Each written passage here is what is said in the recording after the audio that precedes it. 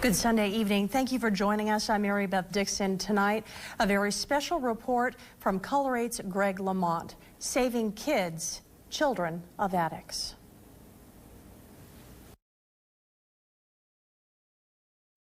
In 2014, 400,000 children in this country were reported to be living in foster homes. According to the U.S. Justice Department, as much as 80% of them came from alcohol and drug-addicted homes. Can you imagine? 80%? The story we never seem to hear is the impact that drug addiction has on the children, from the children, when they're children. Tonight, a local success story, a family ripped apart by drugs and the effort being made to bring them back together.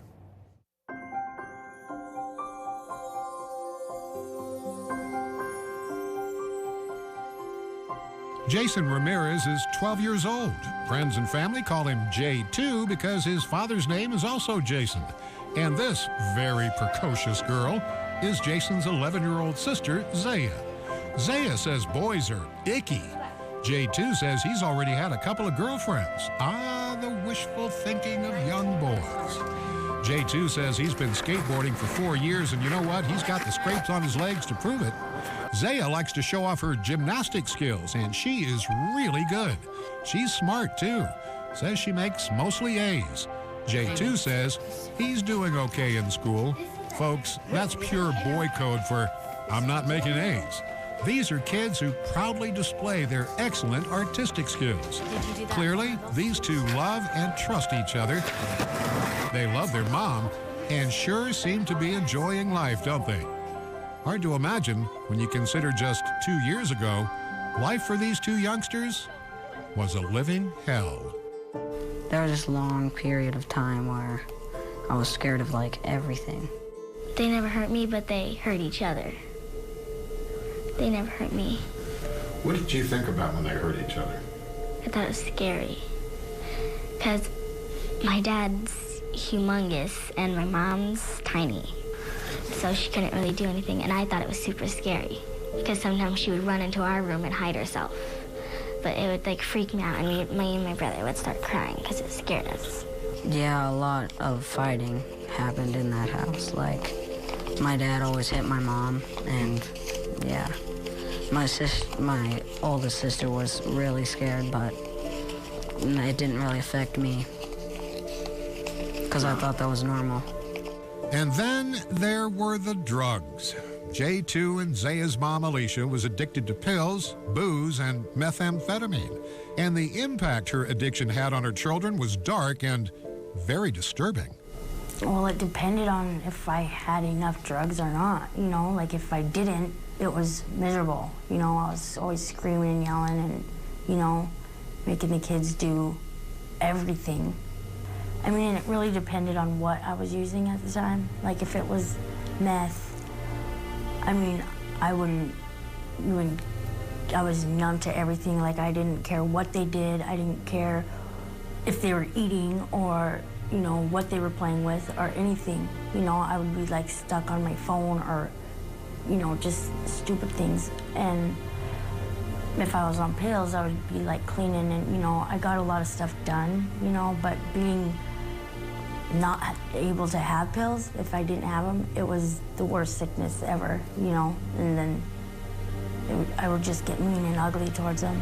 She was there with us, but she wasn't. It's like she's there with us, sitting next to us, but she's not in our head. She's not with us in our heart. In 2013, Alicia and her children were living with Alicia's mother and grandmother. That's where her drug use came to the attention of authorities. She had another child who tested positive for meth and pills. In order to keep her children, she was told she'd have to live in a second chance sober living home. She went to the Center for Children and Families, but she just couldn't stop using. Me and my little sister were coloring, and like my older sister, she looked outside and my mom was crying, and then she came back inside, and then the caseworker said that we had to leave for a while and go with someone we didn't know. Yeah, it was pretty sad. Her addiction led her children to being placed in foster homes as many as 3 times. Just 9 and 10 years old, suddenly ripped from their mama, taken to a strange home, not knowing how long they'd be there. wondering whether they'd ever see their mom again, and now living with people they had never before seen. About 30 minutes to get me into the car, 45 minutes, because I didn't want to leave. It was scary. Like, you just didn't want to be there. You think like you're gonna stay there for one day, and then you end up staying for like a year. It's not fun. I had to cry myself to sleep. I didn't like it. I was scared, because I'm like, I don't know her. What if she does something bad? And I kind of let it, but then after a while you get to know her, and they're actually pretty cool people.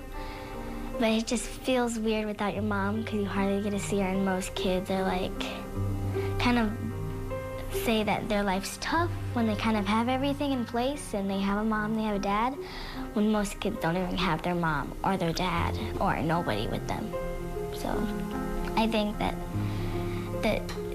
it was pretty hard for me and my brother. Alicia says she would stop using, at least long enough to regain custody of her children, promised the kids she would never use again, and then soon after, go right back at it. Angry at mom? Very angry, and then sad and upset, because we wanted to be a family. Well, when I was like 10, I didn't really even know what was going on. I was just mad at her for using drugs and not hanging out with us or talking to us. I had no idea where I was going, because I kept moving back and forth. But my brother only went to 2 foster homes. I went to 3. The first time I had to tell them, you know, you're going to foster care, you know? And when I think about when I left them, when I took them all to do school and daycares, and I just didn't come back and pick them up, you know, I'm stuck with that for the rest of my life, you know, that decision I made, and every time I think about it, it hurts, you know, it doesn't really go away. Clearly, Alicia was speeding down a path toward losing her kids forever and, quite possibly, her own life. But a strange and rather ironic twist of fate occurred in the blink of an eye.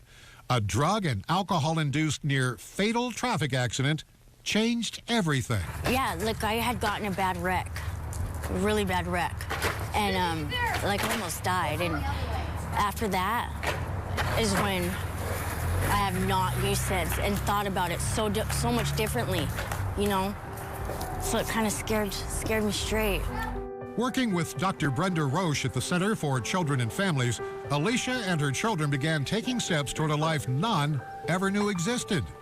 Keep in mind, Alicia started partying when she was a young teenager and even did drugs with her own mom. The road back would not be easy. Roche says when the therapy began, the children were filled with fear, a fear that translated into deep anger. They're angry at the department, so they're angry at CPS for taking them away from their parents. They're angry at us often in the beginning because we're asking them to talk about things they don't want to talk about and that they're afraid to talk about. They're angry at their mom and dad. They're angry at the world, and oftentimes they're angry at God. Bottom line, the children were completely traumatized. Many of our kids are functioning from post-traumatic stress disorder, yes. And a lot of times it's due to the witnessing of domestic violence, and then we add another layer on it of when they're having to be separated from their parent. And so now they have chronic post-traumatic stress disorder with multiple different situations. Do you feel like you've damaged your children? I do. But I feel like what I'm doing now is just fixing it, you know? I mean, what else can I do besides, you know, trying to make it better? Here at the Center for Children and Families, the therapists work with the entire family to provide counseling and parenting skills, among a host of other services. But the primary focus is always on the children. Every decision we make is filtered through the question, what's in the best interest of the child? So that in case parents can't be successful in parenting, that the children would be better prepared to live successfully in a foster placement, and we hope an adoptive placement or maybe a kin placement. But all the while investing in them ensures that whatever that outcome for the adults in their lives, these kids have the skills that they need to be successful in their own life, and hoping that in those families that have had generations of trauma, generations of substance abuse, incarceration, mental health issues, whatever that might be for them, that we would be able to break that cycle with that child or those children so that they can go on and have then healthy, successful children. Being with Mom before was like, you didn't get any attention, but now she tries to care for all of her kids and at one time, and it's way better than before. It's crazy that it's actually happened, you know? Like, I never thought in a million years I could feel like this good about being sober. And you don't even have to ask the kids. Their faces pretty much tell the story of their own happiness. But it is a cautious happiness. It has to be when it comes to addiction. The next time she uses, we don't ever get to live with her again. That's what the people say. So you live with that fear?